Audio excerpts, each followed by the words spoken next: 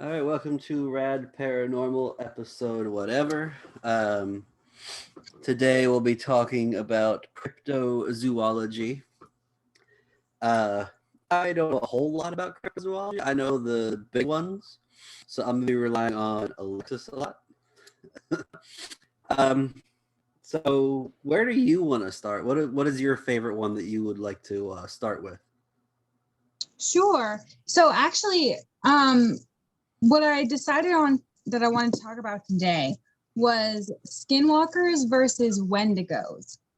Because Okay. to me, they kind of feel like the Grady twins of cryptozoology because they have a lot of similarities. So they're often kind of like when they tell stories, it that's a really common like confusion between the two. Like people can't decide, well, maybe it was a skinwalker, maybe it was a wendigo, stuff like that. So to me, that's really interesting, even though they are very different. So that's kind of where I wanted to start. Are you guys familiar at all with either one of those? Yeah, I'm familiar with both. I've watched Common. a few documentaries on Skinwalker Ranch, Yeah, that's a and I'm pretty familiar with Wendigos. Wendigos is the one where I mean that's the Native American belief, but then the lore is like if you cannibals end up turning into Wendigos out in the woods or whatever. Yeah. exactly. Yeah, they both have their roots in Native American beliefs, but skinwalkers there's less information about skinwalkers only because it's more kind of secretive. But wendigos are very pop culture right now. Movies, comics. I even have like a pop or something that's a wendigo. Like it's crazy. So they're very common nowadays. And I think even what was that show? Hannibal used a lot Oh, around. yes, absolutely. Which is mostly why So I'm did familiar. Supernatural. Oh. I know Jackie loves that show. She never stops talking about it. But they did some episodes on the Wendigos. Totally my favorite. I love Dean, right? Dean? Yeah. So that's You're a Dean stan. All about it. All about it. So is my niece Kimberly, and she's going to be so jealous that we're having this segment of this conversation. oh man. I just wanted to point out that me and Alexis are wearing our Rad Paranormal shirts. Uh-huh. And you don't seem to have yours on. I'm not wearing any shirt right now. It felt like the most natural thing to do because it's natural.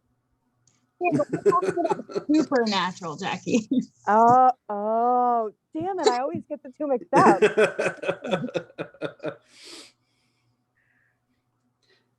My IP address is. Oh, shut up, AVG. All right. So Wendigo Skinwalker. I guess we start out with which one did you want to start out with?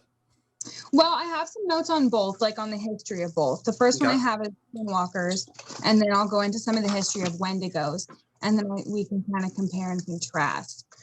We'll start with the skinwalker. So it originated in a lot of Native American culture, but the main one that you'll hear about is in Navajo culture. So some others would be Pueblo and Apache. It's in their culture as well. There's a lot of others. But the Navajo name for it was, I'm sorry if I butcher this, but it was Yi Naldalushi, and it meant by means of it, it goes on all fours. So it kind of bounced back to how they walk on all fours like an animal. So they represent kind of in Navajo culture, they kind of represent the opposite of what the medicine man or woman stood for. The medicine people were very, kind and nurturing and positive. They were, very protective of their people. Whereas the skinwalkers were kind of the evil twin version of that. They were greedy. They were, just power hungry. And that's kind of the opposite of what they were going for. They also, so part of the skinwalker, origin story, I guess, is that it was a shaman or a medicine person that kind of went to the dark side. Like they chose to use their abilities and their power for personal gain or for evil. The other one is that they practiced or they did some kind of like cultural taboo. So something like cannibalism or, disrespecting certain sacred grounds or certain sacred rules. They did something taboo and that, kind of transformed them into what they are. They're very closely associated with like the trickster animals. So like coyotes, as well as like bad omens. So creatures like the raven or, stuff like that, that's kind of seen as like a warning creature. But they can also possess humans, it's said, by like making direct eye contact. So not only can they be animals, but they can also be your friends and family. So that kind of is scary. When you see descriptions of skinwalkers, it's usually a semi-human form. So like human, but a little deformed. And they typically wear animal pelts, usually coyote, bear, stuff like that. And most of the Navajo people actually don't wear those coyote and bear and that kind of, and wolf, stuff like that. They don't wear those pelts because it's seen as taboo, because that's what the skinwalkers wear. The other thing is their eyes. Their eyes tend to be reflective, like an animal would be at nighttime. So that's kind of a, giveaway as to who they are. They can speak like humans, talk like humans, but they communicate like animals when they're in their animal form. So that means they can manipulate both people, but also animals. So you can often see them in, say, if they're in a coyote form, they may be in a pack of coyotes. So they kind of, hide themselves that way too. They live off the energy of other humans. So by either making them sick or by, draining all their life by killing them. So one of the ways that they make people sick is, it's reported they use this stuff that's called corpse powder, which sounds really, really gross.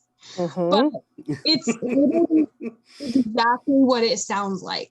They collect, and it's either from just like dead tribes people, or some people say it's only from like dead babies. So fun. Yeah. Hey. And it said they basically, keep it with them and kind of like, blow the powder at you, and it'll make your tongue black. It'll make you convulse. It'll make you sick, like nasty, nasty, ew stuff. Well, I mean, I could see that if you're inhaling a dead, like ashes of somebody, that would make you sick. No, thank you. So I don't know if it's a poison or if it's something like from a body. I don't know. Like, do they mix it? Is it some sort of a concoction of dead bodies mixed with things, or it's just dead bodies? Well, I don't really know.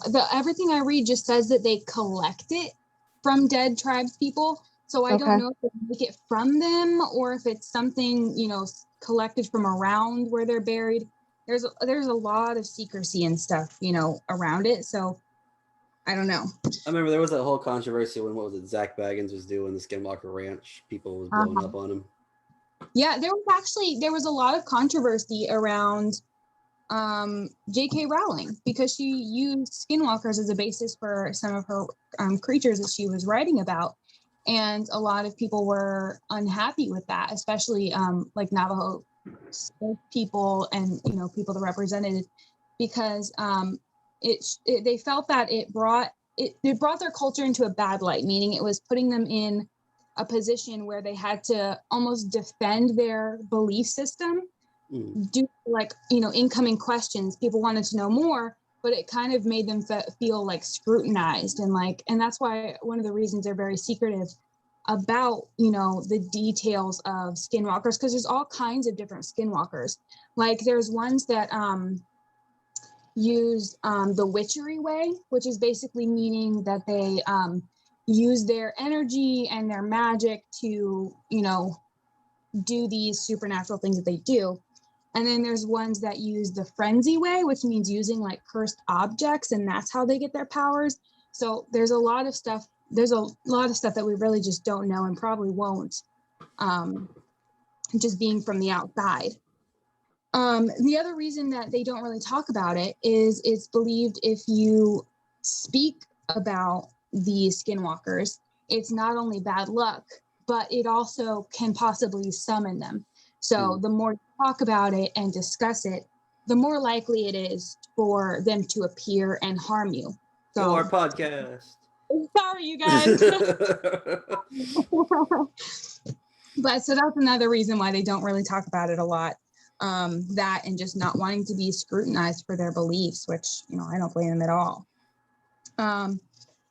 So some of the only ways that you can harm a skinwalker would be one of two ways. The first way would be, either bullets or knives that are dipped in white ash. And then the other one is if you can find out the identity of the skinwalker. So who was that person before they became a skinwalker? So that's why you really won't hear of encounters of people that saw the skinwalker in human form and lived to tell the tale, because skinwalker is not going to let you live after you see its human face, because then you'll be able to figure out who it is, and that kills it. That kind of transcends through Christian belief of demons, where if you know the name, you have power over it. Right, if you know their identity. Yeah. So there's a lot. There's a lot with skinwalkers about, of mind control and kind of being able to manipulate people. There's a lot of creepypastas about skinwalkers too. Oh my God, so many. So many. And they're usually long reads, and it's usually because it starts out as, I went and, let my dog out, and my dog came back in and its eyes don't look right and it's not acting like my dog. So it's a huge plot twist that turns out all this crazy stuff. It's absolutely wild. When we said cryptozoology, I went and fucking looked up the goddamn chupacabras and the fucking Jersey Devil and all that crap. Yeah. Well, I'm sure we will get there eventually, but these were the two that I picked. They're the two that are pretty heavy in pop culture right now, because Wendigos, they actually had that PlayStation 4 game that was all about, spoiler alert, Wendigos. I forgot what it was called. Into the Night or Until the Night? Oh, something like that. Or Until Dawn, maybe? Until Dawn. That was it. Yeah. I didn't play that when I watched playthroughs, because I have Xbox. But yeah, from what I watched, it was a good game. And that dealt heavily with Wendigos and about the whole cannibalism thing. I don't think I could play it because of all the cryptos. I think Wendigos make my skin crawl the most. So I'm that one. I don't think I could do it. So that's some of the basic history that I have of skinwalkers. Do you want me to jump into some of the history of Wendigos that I have here in my notes? Yeah, you can jump into Wendigos. Okay. So Wendigos, their location of origin is typically in the East Coast forests of Canada, as well as the Great Plains and the Great Lakes area of North America, of the United States. So they're a little bit closer to home. So the reason I say that is Wendigos are mostly forest-based, so you can kind of conceive running across them in any forest, whereas skinwalkers, traditionally, you only come across them on Native American land, like reserves. Obviously, it's their land, but their reserve areas are where you tend to see them more. They're almost like protective of those areas. So for the Wendigos, their name origin I found through a tribe called the Proto-Algonquin. Don't know. I'm sure I'm saying that wrong. But their name for it was Wintakawa, and it meant either owl or malevolent spirit. So that was their name from them. Very similar to how we ended up with Wendigo.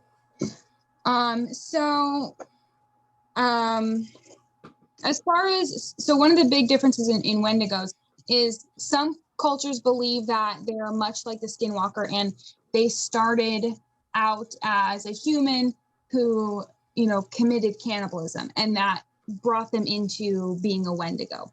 But there's some cultures that believe they were never human, and they're, strictly supernatural, strictly something malevolent and not of this world. They never started as human. Very similar to in the way that they look compared to skinwalkers. They tend to have like a animal skull kind of face and are typically depicted like with the big antlers and with the animal pelts draped over them, but they're typically very emaciated. They're basically all bone and with just some skin stretched around them because they are the embodiment of starvation. So, that's how they look. They look like they've never eaten anything in their lives. A lot of descriptions you'll see of Wendigos too, they don't even have like the skin around their mouth is gone because they've like eaten their own lips, like their finger gone, like all kinds of gnarly stuff. That's hot. So, right? Yummy. So that's part of it. They're also typically, again, half human, half animal. Some pictures or descriptions have them as having like hooves. So almost like you would picture like a Jersey Devil, how they're kind of like half humanoid, but they do have the hooves and all that stuff. But most of them show them as this emaciated human with a animal skull face and the antlers. That's pretty much across the board. They're also generally viewed as larger than humans. And part of the reason that is because that they are the embodiment of both starvation and gluttony. They feed not off of energy like the skinwalkers. They feed off of actual flesh, like actual, eating people. So, but the thing with them is every time they kill someone and they eat them, they grow proportionate to what they eat, meaning they will never feel satiated. They just constantly grow and their hunger is never met. So there's, stories of huge Wendigos because, they've been around since forever and they just eat and that's all they do. That's kind of the only way for a Wendigo to die is if they don't eat. So there's a lot of theories that like at the end of the world, it'll just be the Wendigos because that's how they'll die is because, there's no more people left to eat. Eventually everyone will get eaten. So that's kind of crazy. But they're also very much associated with winter. So the winter time, because that's usually the harshest time, especially, back in the day, it was the harshest time. You had the highest chance of, starvation and literally starving to death and having to contemplate eating your family as a means of survival. So that's where they're typically, when you hear stories about them, it's generally in the forests during winter time. That's like when they thrive. And that leads back to them, starting out as humans and becoming a Wendigos after, committing that taboo of cannibalism. There's also in a lot of pop culture, you can be, and even in the folklore and stuff like that, being influenced by the spirit of a Wendigo. So they also kind of have that mind control kind of, capability where, that starvation or that cabin fever, whatever you want to call it, starts to set in. And the Wendigo can influence people into, committing those acts of cannibalism, even if it's not necessary. So it makes them feel that way. There's actually, it's called Wendigo psychosis, and is basically characterized by someone feeling the insatiable urge to eat human flesh, but also a fear of becoming a cannibal. So that internal conflict. Some places also use it to describe insatiable like greed and like destruction. So it's its own little psychosis. Let's see. So another thing that is a little different from the skinwalker, a Wendigo can also change its voice. So it can mimic Mhm. the voice of, you know, someone that you know, to either to lure you out or to kind of break down your mind Mhm. and drive you crazy, make you a little weak in the mind so that they can kind of take over and control you easier. So there's a lot of creepypastas and stories about stuff like that where people, you know, I went outside and heard my husband calling for help from the woods when my husband, you know, is you know, a long haul trucker or something like that, and he's not anywhere near me. Yeah, there's So stories like people going camping and one person getting taken away, but then the Wendigo taking his voice and saying, "Oh, I'm over here," and then now they're both dead. exactly. And that's just, that concept is so horrifying to me. To like to think that like maybe what you're seeing and you're hearing like isn't reality anymore. Like how do you come back from that? How do you ever decide what's real and what's not after that? I think you're just permanently like crazy after that. I don't think you can come back. And I don't think I could. I don't think I could. So that just absolutely blows my mind. Part of what's cool about the Wendigos and probably why they've grown so much in you know, pop culture is they're really used a lot as a metaphor for like Western expansion. For they're used as a metaphor for us, you know, for people just, you know, that insatiable greed and destruction to, you know, everything has to be bigger and better and you destroy whatever you need to get to that. So it's used a lot as a metaphor to reflect on that and showing that makes you a monster. So that's used a lot. But it's also used as a scare tactic, obviously, to scare people away from eating their families. Oh yeah. So yeah, I mean, same with skinwalkers. It's used a lot in their stories too, to scare people away from taboos and things that they shouldn't do, and scare kids away from going into the forest at night. Like, so, but I don't know, something about some of these stories and the fact that for some reason, to me, anything that comes from like Native American culture, it just adds a little bit of weight to me, you know, because it's passed down through oral tradition for so long. And the story, it doesn't really change. Like these creatures have been the same since they've ever talked about it. So no matter, I mean, what the true origin or how much truth is in it, I mean, there's got to be some truth to it. For it to be that strongly passed down for that long is just crazy. And y'all want me to go fucking camping. Right. We're not camping in, you know, Canada, so it's fine. We're good. We're not going to camp on the reserve. It's just places like, you know, the Ocala Woods where we might encounter bears. That's fine. Or a skunk ape, but yeah, it's all good. Is it a bear? Is it? Or is it not a bear? I don't know anymore. Is it a skunk ape? Is it a Bigfoot? I know it's not Nessie because I'm not going in the water. Fuck that. Not in Florida. I mean, it could just be a pterodactyl. So you've been pretty quiet, Jackie. Is there a cryptid that you know enough about that you want to talk about? I honestly know nothing about, well, very little about them, and I don't believe in them at all, which is part of why I don't know much about them, because everything I have ever heard about them, it just doesn't sound believable to me. Like, have you read this story about the backstory to the Jersey Devil? That's not believable fucking all. No, I have not read the backstory to that. Like every like origin story of the Jersey Devil is like a woman either saying she wants to have a demon or a devil born or being cursed with it. They're all born, and it's always a devil that comes out of the woman. Well, yeah. Well, it was either she didn't want the baby or the baby, like it was like her sixth. It was like one of those. It was the sixth child of a sixth child. Yeah, there's that story. There's also the 13th kid, the 10th kid, the 12th. There's so many different origin stories for the Jersey Devil. But she basically cursed herself. She said, you know, if this child survives, let it be a devil. And she like cursed herself. And that's, you know, she gave birth to the Jersey Devil. So I mean, they've adopted that pretty well. I mean, that's like their mascot. I mean, yeah, that's like the Mothman. They're the whole town. Like that's yeah. I mean, they have a festival. They have a statue.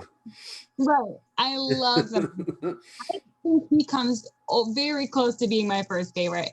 I love him so much.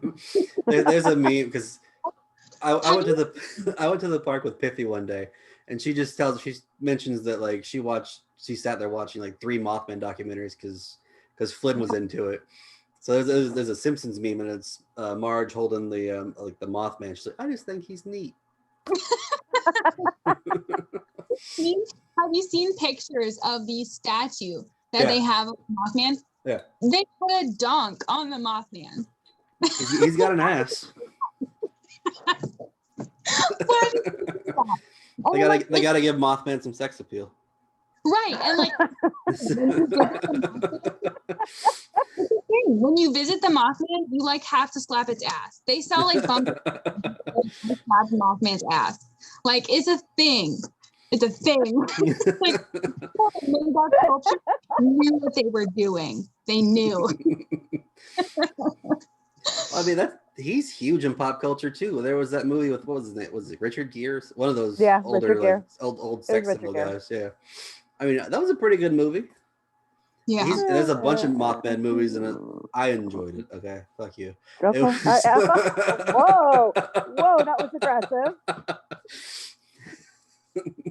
See, I feel how I feel about cryptids.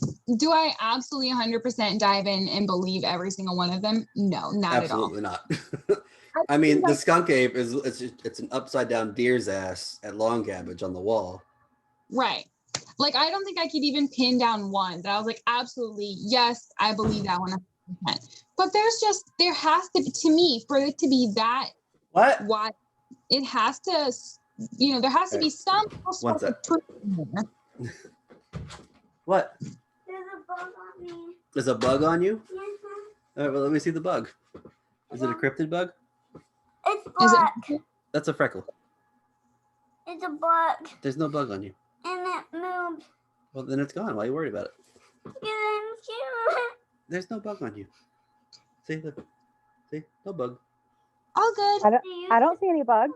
Nope. If there is, just stomp on it, okay? Okay, but no one sits on my hand. And just go like this. Okay. Just make it rain bugs. Don't let the cat in. Making it rain bugs. Pull an Oogie Boogie and just, embodiment. This in here. Come on, hurry up. I'm talking. To be fair, though, if I had a bug, I'd probably freak out. That. All right, come on. Okay. Ugh. I have to help her. She's afraid of a bug, but look, if you look over here, it's a wall of spiders, and she comes in here to tell me about a bug. All right, but those are friends, I guess. It's all perspective when you're that age. Yeah. So anyway, where were we at? We were finishing up Sexy Mothman? Yes. Sexy Mothman. Yeah, no, there's so many cryptids out there, but the ones I really enjoy, like I said, the ones that I put more weight in are the ones that come out of Native American culture, because what do they have to gain by lying about that? Like when you see stories about, let's go back to the Jersey Devil, somebody made that up for publicity or whatever. They make up stories because it gains attention or whatever. The city with Mothman, it makes so much revenue off of its festivals, merchandise, and all that stuff. What really would the Native Americans have to gain from making up something like that? They don't want people coming onto their land, probing and investigating it. They don't want people coming and doing interviews. They're not interested in that kind of stuff. So, why would they make that stuff up? You could definitely argue that they used it as, a moral compass or a scare tactic to, scare people away from those taboos. But it's so deep rooted in their culture of part of their culture is just living with the fact that they believe that these skinwalkers just live among them. And that's part of why they don't talk about it, because, if a skinwalker hears you talking about it, it's going to exact its revenge. It's going to take you out because it doesn't want you to, discovering it and, identifying it. So it's part of their culture that, yeah, these people live among us and we just have to deal with it. So, I mean, I just don't see where they would have that much to really gain from making it up. Yeah. Have you heard the one of the Impacta? Impacta. I don't think so. That It doesn't. That one's fucking creepy. That's like a horror movie one. It's like conjoined twins, but one of them's like a demon. And Okay. fucking weird. If you Google it, the pictures are fucking weird. Impakta. Okay.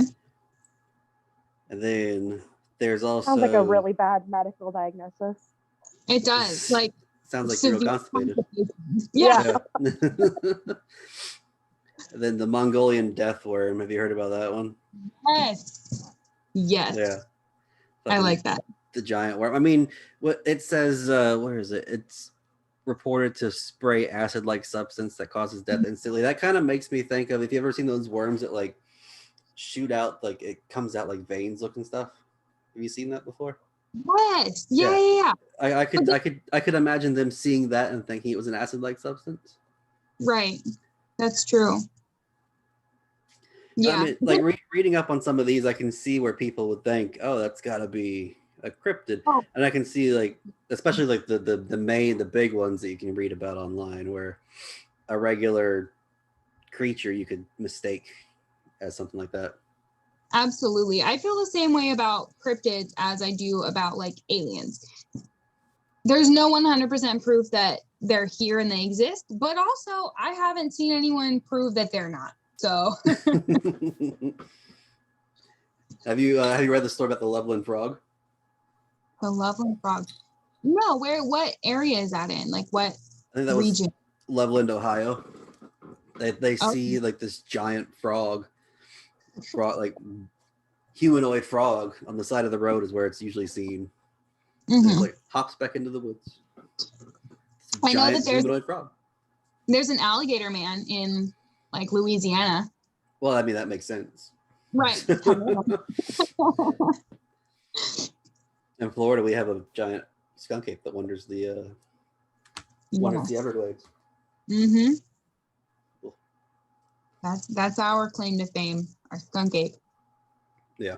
And that's true. Think about the revenue and all the merchandise that comes off of that. Oh my God, like insane. I mean, Florida Beer Company named a beer after him. Yeah. Yeah. Jackie's got that big sign in her bar area. That's yes, right. I do. Yeah. That's right. So we got 5 minutes left. But we can go ahead and wrap our cryptid. I hope you enjoyed our cryptid conversation. Mostly Alexis talking because she that's her subject. That's her field. That's my jam. For the next one. See, I still want to do. I know you don't have anything to discuss about it. I still want to talk about reincarnation on one of these episodes, and I have the perfect name for the episode. What in reincarnation? Okay, if you just told me that, you would have sold me. I think that'd be interesting. I don't have a whole lot of strong views, yay or nay, but it'd be interesting. Yeah. So we'll end with an announcement of sorts where yesterday we officially became an LLC. We are now Rad Paranormal LLC. Yay! And coming this fall, you'll be seeing ads and notices for our walking tours and hopefully more. Anybody got anything to add to any of that? You said it so perfectly, Chad. How could we make it better? Yeah. Excited. Very excited. It's exciting, and just be on the lookout. Check the website, Facebook, Instagram, Anchor, where you'll catch the audio only version of this, our YouTube, and we'll have more up there, and we'll have news on all things to come. Maybe give us some suggestions on future topics to discuss. Future topics, and like I said, if you have a story that you want to pitch us, if you want us to give our opinion on, maybe we'll do a whole episode on viewer stories. We'd love love to do that. Yeah, that would be good. All right, so thank you again. check our YouTube, our Facebook, our website, everything. I'll just search Rad Paranormal, and all of our stuff will pop up. Until next time, thank you guys. Good night. Good night.